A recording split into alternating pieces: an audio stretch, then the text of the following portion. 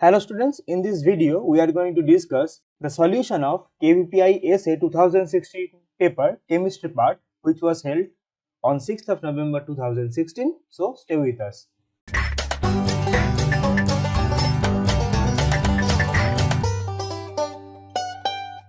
In KVPI Essay exam we have two parts. In part 1 we have 1 mark question and basically we have to solve 15 questions in this part. For chemistry, question number 31 to 45 will be in part 1. In part 2, it is basically 2 marks question and we have to solve 5 questions in this part. For chemistry, we have to solve 71 to 75 for part 2. Question number 31. 1 mole of one of the sodium salt listed below having carbon content close to 14.3% produces 1 mole of carbon dioxide upon heating. Atomic mass of sodium 23, hydrogen 1, carbon 12 and oxygen 16 is given. The salt is, and we have 4 options here. So if we start with option B, that is NaHCO3, the molecular weight of NaHCO3 is 23 for sodium, 1 for hydrogen, 12 for carbon and 48 for 3 oxygens, and it is going to be 84. So 84 is the molecular weight of NaHCO3. Now if we calculate the percentage of carbon in NaHCO3, we have 1 carbon atom, so this is 12 divided by 84 multiplied by 100, and if we solve this, it is going to be 14.28%, which is very close to 14.3%. So NaHCO3 should be the option. And the second thing is that 1 mole of carbon dioxide upon heating it will produce. So if we go for the balanced equation, NaHCO3 will dissociate like Na2CO3 plus H2O plus CO2. So upon heating we can have CO2 as the product. So for question number 31, option B should be the correct option. In question number 32, among formic acid, acetic acid, propanoic acid and phenol, the strongest acid in water is? See, formic acid, acetic acid, propanoic acid, and this is phenol. So from the name we can say that phenol cannot be the strongest because there is no acid associated with the name. So we have to compare between formic, acetic acid and propanoic acid. And if we go for formic acid, the structure is like this, and after dissociation it will give H plus and H C double bond O minus. This is the conjugate base we have. Now we can draw another canonical form for this conjugate base.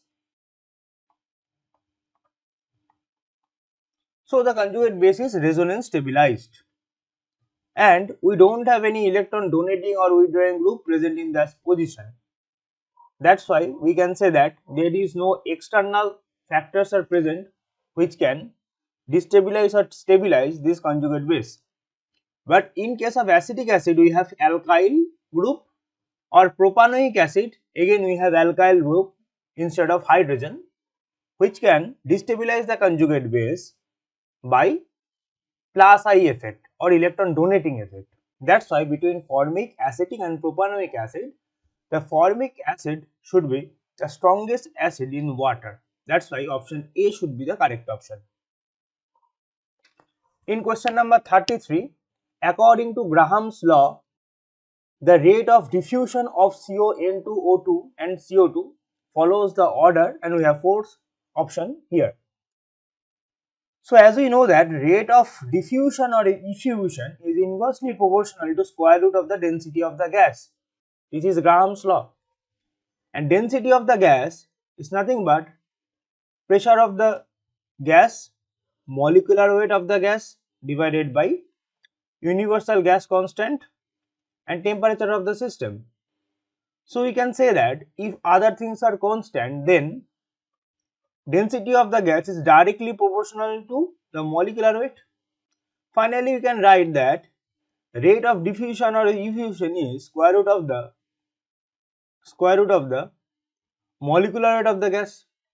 So now if we calculate the molecular weight now, for CO the molecular weight is 28, for N2 again molecular weight is 28, for CO2 it is 44, and for oxygen it is 32.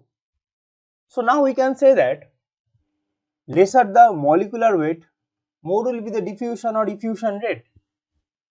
So the correct order should be option A, where we have 28, 28, 32 and 44 molecular weight respectively for CO, N2, O2 and CO2 gas. In question number 34, the major product formed when 2-butene is treated with ozone followed by treatment with zinc water. So, reaction with ozone followed by treatment with zinc water is known as reductive ozonolysis. As we know that in reductive ozonolysis, if we have CsP2 carbon with one hydrogen, it will be converted to aldehyde. So in 2-butene, the structure is CH3, CH double bond, CH, CH3.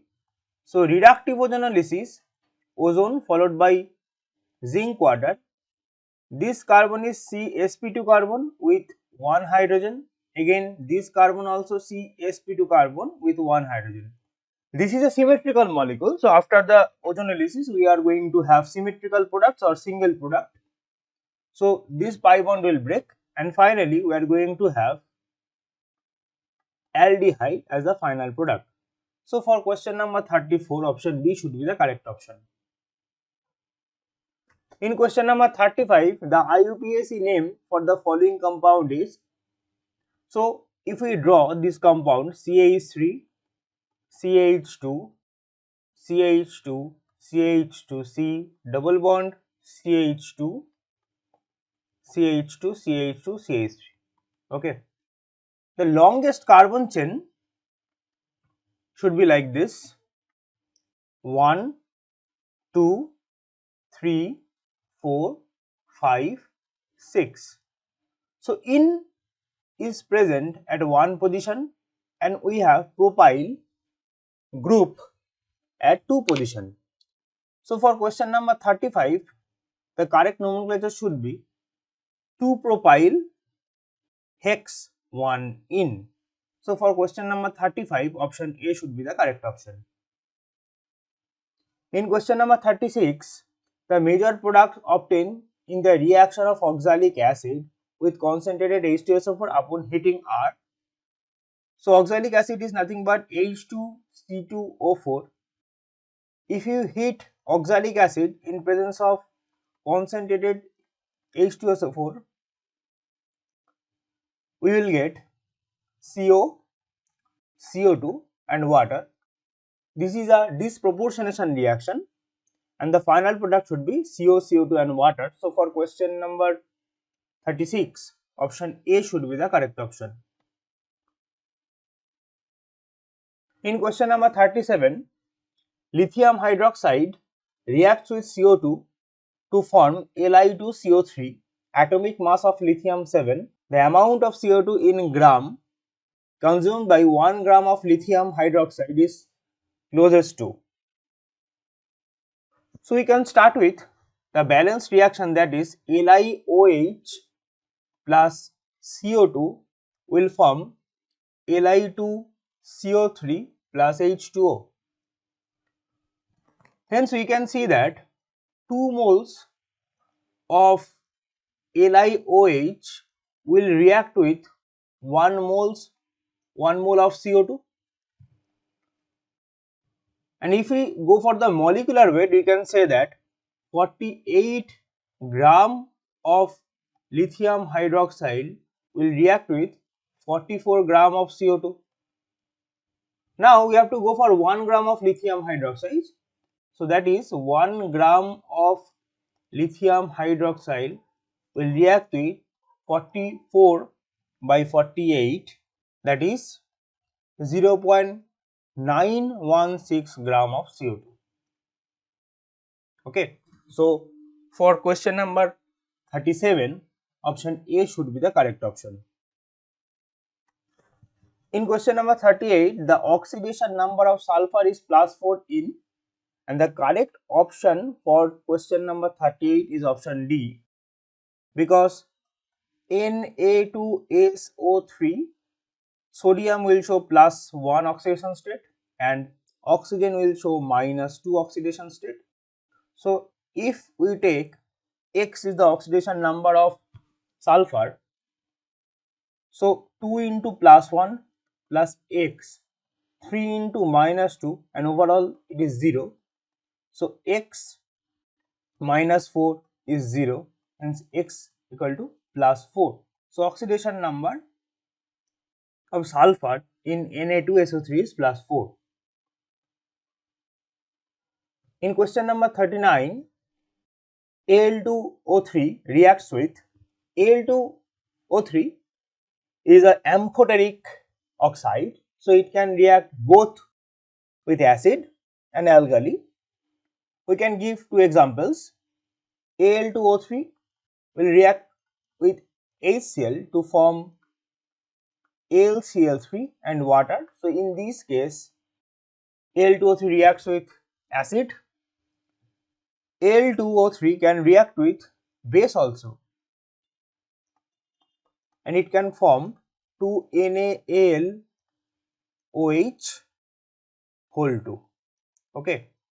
So in this case, we can see that Al2O3 can react with base also. So this is amphoteric oxide. It can react with both acid as well as with alkalis. So for question number 39, option D should be the correct option.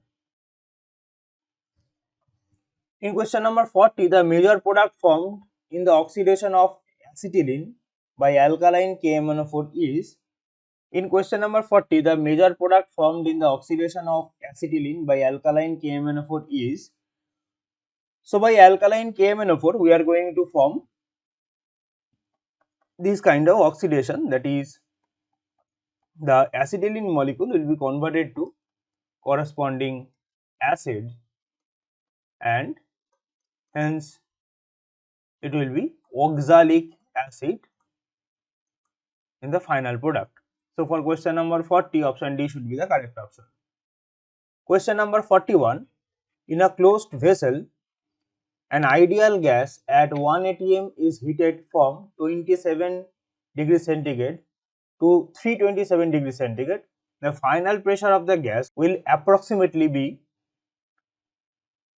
so we can go for P1 by T1 equal to P2 by T2 because the other things are constant. So initially we have 1 atm pressure, temperature is 27 degrees centigrade, that is 273 plus 27 Kelvin. P2 pressure you have to calculate, and temperature T2 273 plus 327 Kelvin. So we can write 1 atm by 300 Kelvin, P2 by 600 Kelvin. So from here we can say that P2 is 2 atm. So final pressure should be 2 atm, and for question number 41, option C should be the correct option.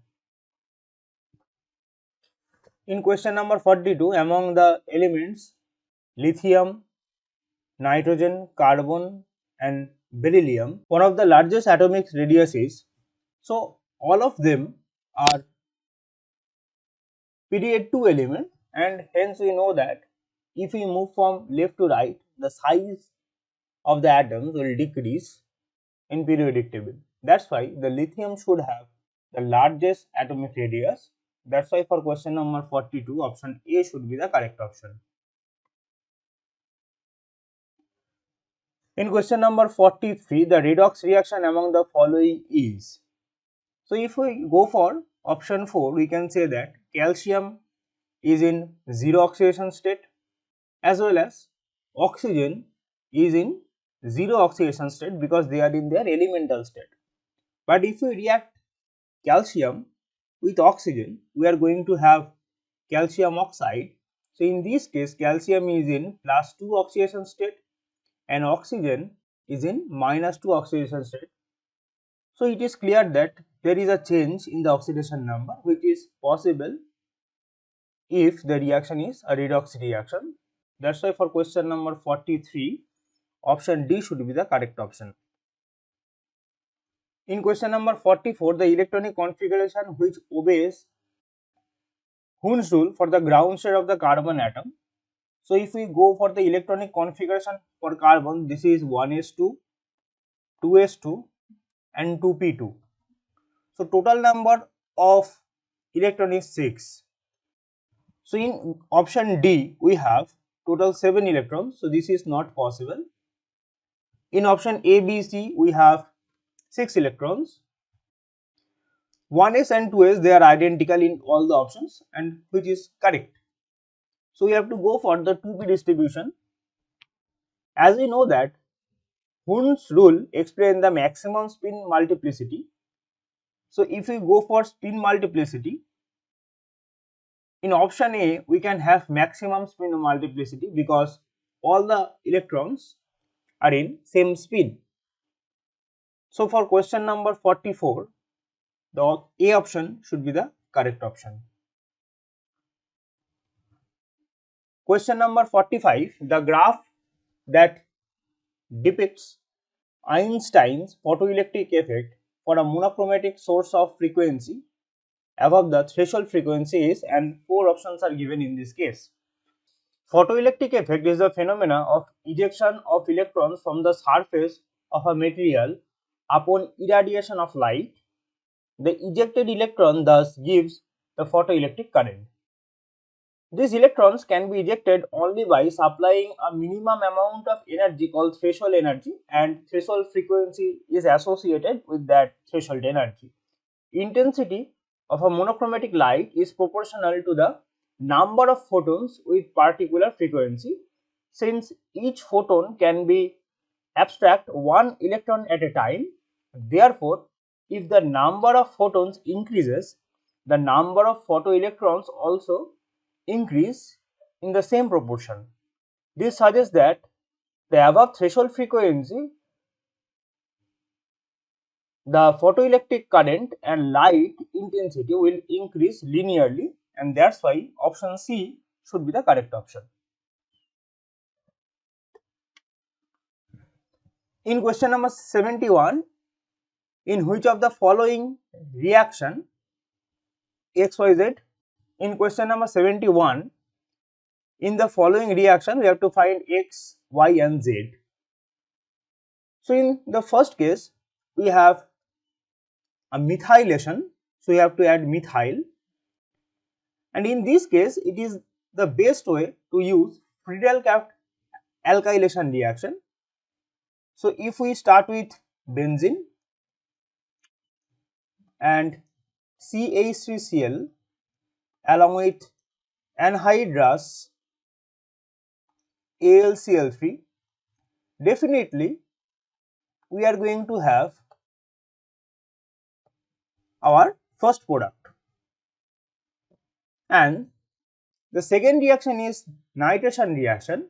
So if we use HNO3 along with H2SO4, it will give the second product, which is a nitration reaction.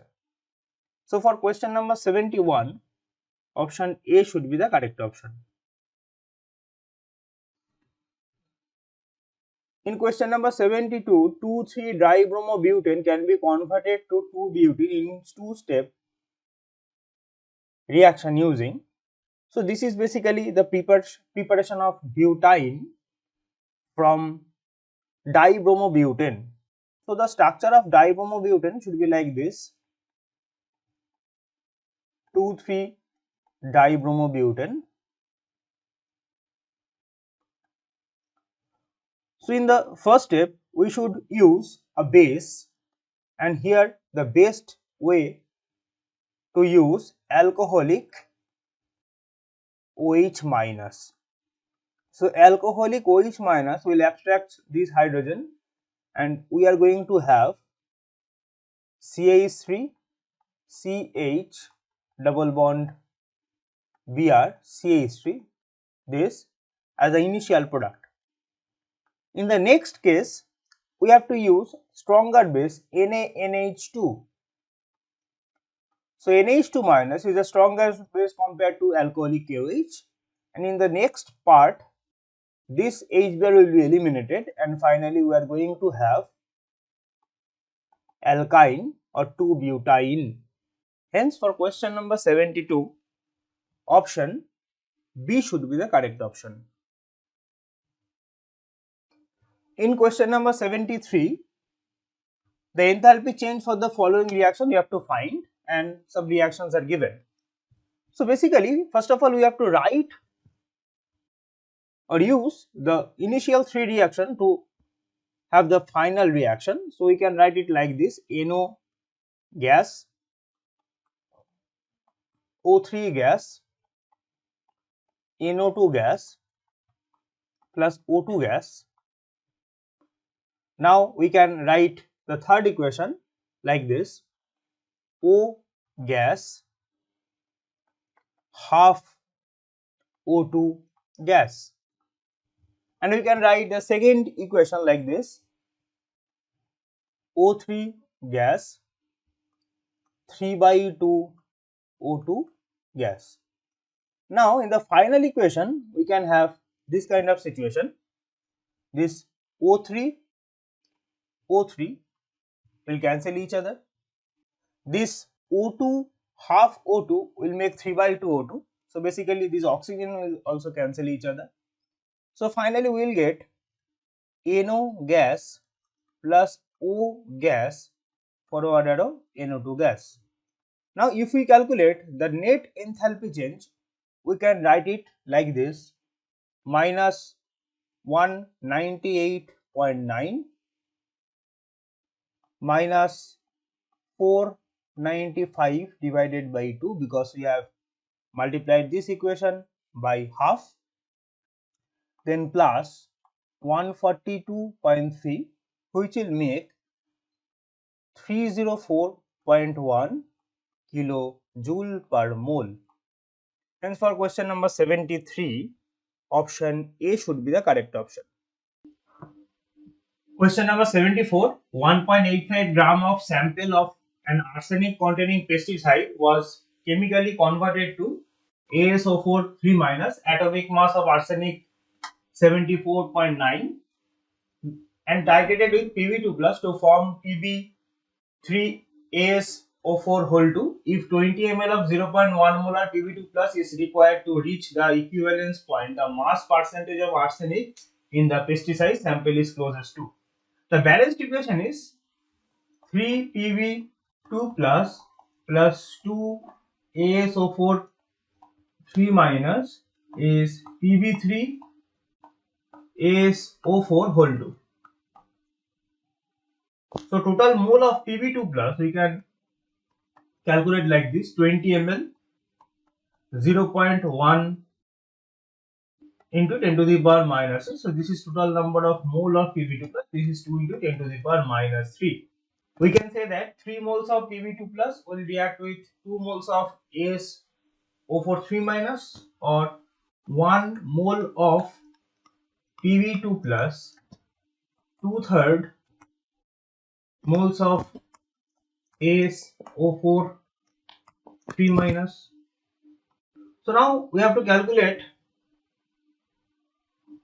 the weight of arsenic, that is